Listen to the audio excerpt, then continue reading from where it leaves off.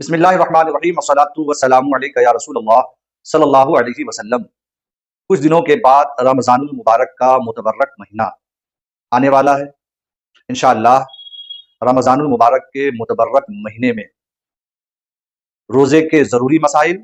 اور زکوٰۃ کے ضروری مسائل لے کر حاضر آؤں گا۔ مجھے پوری امید ہے میری باتوں کو سنیں گے اور دوسروں تک پہنچائیں گے ثواب جاریہ کی نیت سے۔ انشاءاللہ ایک اہم مسئلے پہ روشنی ڈالنے جا رہا ہوں، ایک ضروری مسئلہ ہے، اور وہ یہ ہے کہ کسی نے منت مانی میرا بیٹا شفا یاب ہو جائے گا تو ایک روزے رکھوں گا،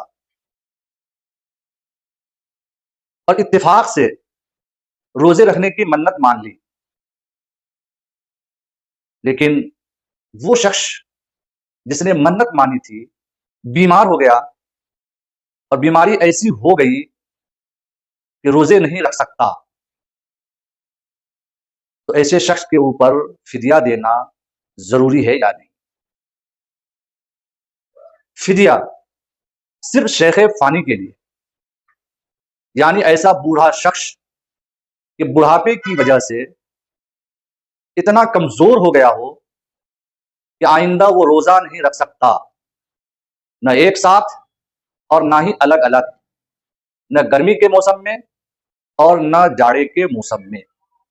ایسے شخص کو شیخ فانی کہا جاتا ہے۔ صرف شیخ فانی کے لیے فدیہ ادا کرنے کا حکم ہے،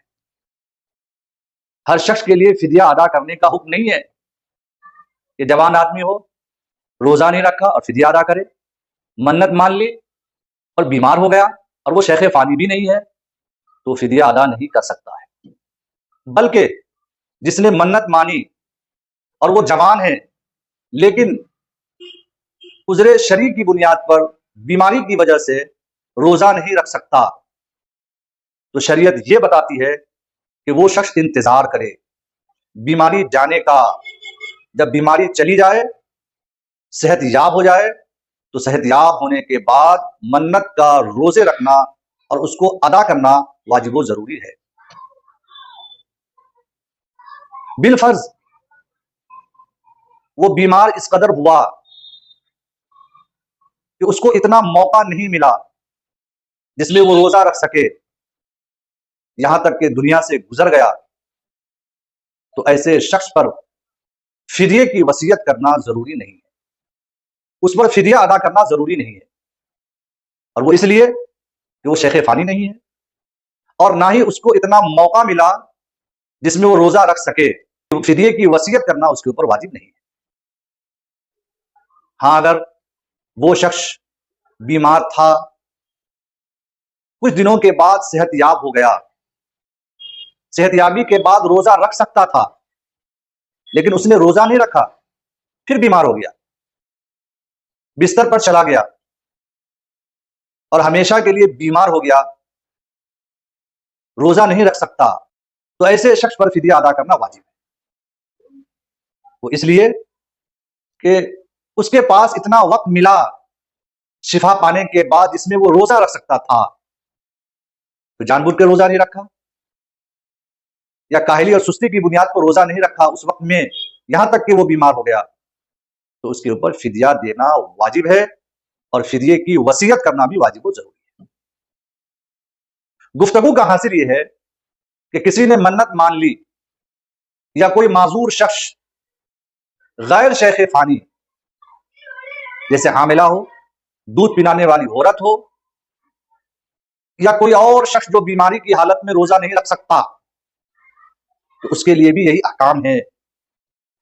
فدیہ ادا کرنا صرف بوڑھے شخص کے لیے، صرف شیخ فانی کے لیے ہے، مطلقاً ہر شخص کے لیے فدیہ ادا کرنا واجب نہیں ہے،